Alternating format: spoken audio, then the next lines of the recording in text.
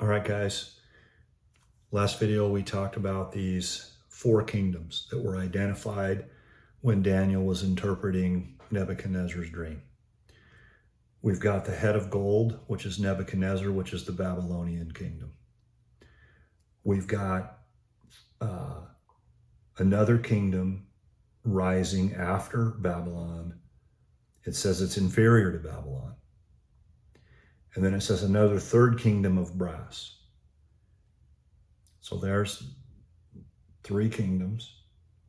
And the fourth kingdom, we talked about the mixture of iron and clay. So we've got Daniel identifying four kingdoms. We haven't learned who the king or kings are of the last three. We know Nebuchadnezzar right now is the king of Babylon, the first kingdom. So let's just read Daniel 2:41 through 43 about this fourth kingdom. And whereas thou sawest the feet and toes, part of potter's clay and part of iron, the kingdom shall be divided. But there shall be in it of the strength of the iron, forasmuch as thou saw the iron mixed with miry clay. And as the toes of the feet were part of iron and part of clay, so the kingdom shall be partly strong and partly broken. And whereas thou sawest iron mixed with miry clay, they shall mingle themselves with the seed of men, but they shall not cleave one to another, even as iron is not mixed with clay. So he's given quite a description there of the uniqueness of that iron and clay kingdom, the fourth kingdom. He hasn't identified the king. He didn't identify the king or kings of the third kingdom of brass or the second kingdom of silver. He hasn't identified that, but he will. So then we get to verse 44, which is where after he describes these kingdoms and he tells Nebuchadnezzar, like, you're going to be done, dude. Your kingdom's going to fall and another one's coming after you.